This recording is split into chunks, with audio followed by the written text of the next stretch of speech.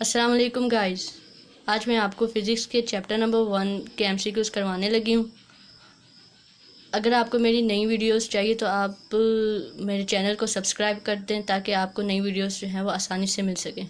चलें अब स्टार्ट करते हैं चैप्टर नंबर 1 के एमसीक्यूज़। पहला एमसीक्यूज़ है number of base units in SI are 3, 6, 7 and 9। इसको हमें पता कैसे चलेगा? ये पूरा का पूरा पीछे टेबल बना हुआ है, उसमें हमें पता है कि बेस क्वांटिटीज़ जो हैं वो 7 होती हैं, तो उसी की बेस यूनिट्स जो हैं वो भी 7 होते हैं। तो इसका पहला एमसीक्यूज़ है 7। Second, which one of the following unit is not a derived unit? इनमें से कौन सा यूनिट ड्राइव यूनिट नहीं है? आराम से पता चल जाता है। पास्कल जो कि प्रेशर का यूनिट है, और वो जो है वो निकलता है, वो ड्राइव क्वान्टिटी है। दूसरा किलोग्राम। किलोग्राम हमें कैसे पता चलेगा? किलोग्राम जो है वो मास है और वो है हमारे पास base quantity. Next one newton. Newton हमारे पास फोर्स होती है, फोर्स का यूनिट न्यूटन है, तो ये भी हमारे पास कौन सी क्वांटिटी है? Drive quantity. And the last one what. What हमारे पास पावर का यूनिट है और पावर भी हमारे पास जो है वो हमारे पास एक ड्राइव क्वांटिटी। तो जो हमारे पास करेक्ट ऑप्शन है और जो करेक्ट आंसर है वो हमारे पास जो है वो किलोग्राम है। Second, third one, amount of a substance is in terms of number is measured in। Amount of किसी भी सब्सटेंस का अमाउंट जो है हम लोग नंबर्स में मेजर करने के लिए कौन सा यूनिट लेते हैं? ग्राम, kilogram, Newton and mole.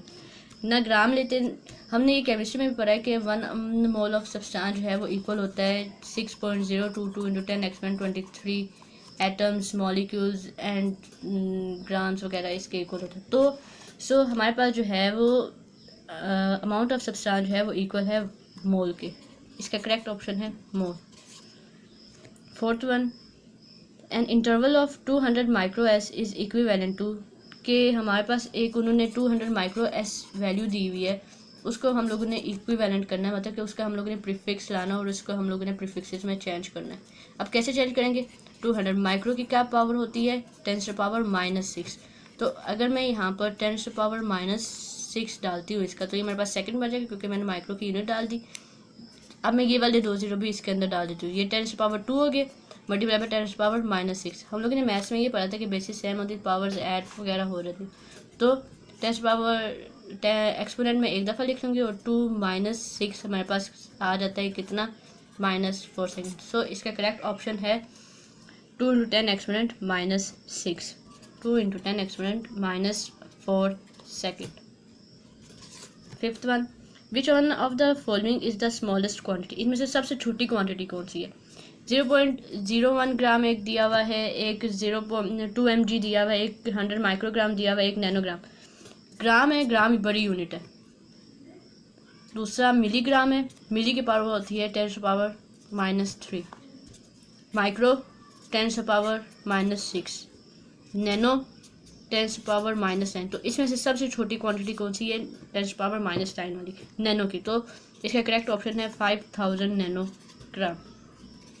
Sixth one, which instrument is most suitable to measure the internal diameter of a test tube? Measuring metre rule, vernier caliper, measuring tape और स्क्रू गेज। अब इसके ऑप्शन 2 ही हो सकते हैं, या फिर आपका स्क्रू गेज होगा या फिर आपका वर्नियर कैलिपर होगा। हमें पता कैसे चलेगा? क्योंकि वर्नियर कैलिपर जो है वो हमारे पास डायमीटर फाइंड आउट करने के लिए यूज़ होता है, इंटरनल और external diameter of the test tube, या फिर इस तरह की हमारे पास वर्नियर कैलिपर यूज़ होता है डायमीटर फाइंड आउट करने के लिए, और स्क्रू गेज हमारे पास थिकनेस फाइंड आउट करने के लिए यूज़ हो रहा है। तो फिर इसका जो करेक्ट ऑप्शन है वो हमारे पास क्या है? Vernier caliper. Seventh, a student claim the diameter of a wire. एक स्टूडेंट है जो कि क्लेम करता है कि उसके डायमीटर, वायर का डायमीटर आया है 1.032 उसका डायमीटर आया है।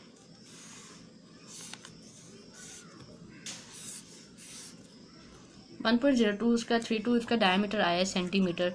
आप up to what action do you agree with, मतलब कि आप कितने उस तक आप इसकी बात से, इसकी स्टेटमेंट से एग्री हो। अब हम लोग सिग्निफिकेंट फिगर्स की बात करें तो हमें वो क्या कहती है, हमारे पास राउंड ऑफ का ऑप्शन होता है कि अगर 5 से वैल्यू जो है वो पॉइंट के बाद जो डिजिट होते हैं, पॉइंट के बाद अगर हम लोग 2 डिजिट लें या 1 डिजिट, उसके बाद हमारे पास जो राउंड ऑफ 5 से ऊपर होता है तो हमारे पास राउंड ऑफ हो जाता है। अगर मेरे पास यहाँ पर होता है 1.03234 या 36 होता है तब मैं राउंड ऑफ करके 1.04 कर लेती।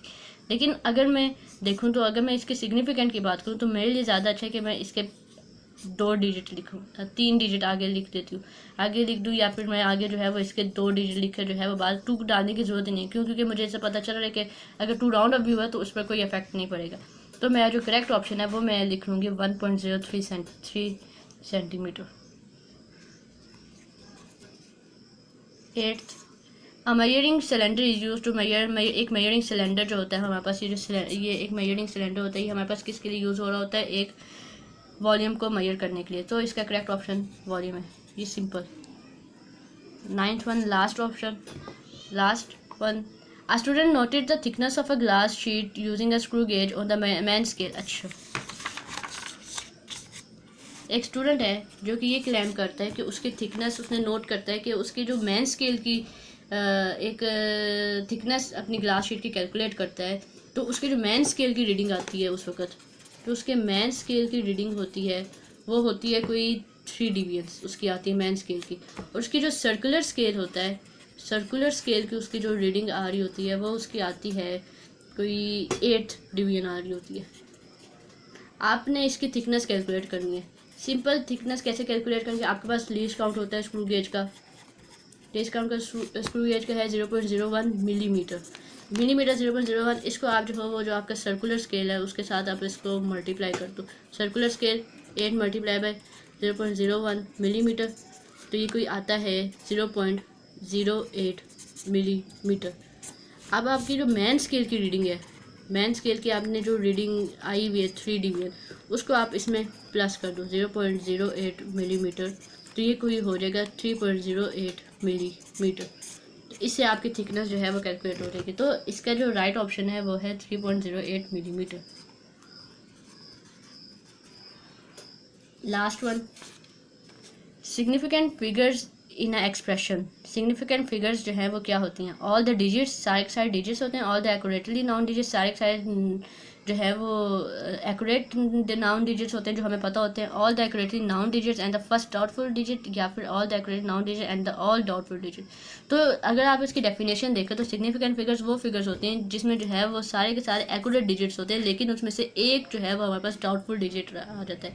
सो इसका जो करेक्ट ऑप्शन है वो सी है, जो कि accurately non doubtful, first doubtful digit और एक्यूरेटली नॉन डिजिट। सो इस तरह ये MCQ जो है वो हमारे पास ख़त्म होते हैं। तो आपको अगर मेरी अगली वीडियो देखनी है तो आप मेरे चैनल पर सब्सक्राइब कर दें, लाइक कर दें और शेयर कर दें, ताकि आपको अपनी वीडियोज़ जो है ये वाली वीडियोज़ आसानी से मिल सकें। Thank you.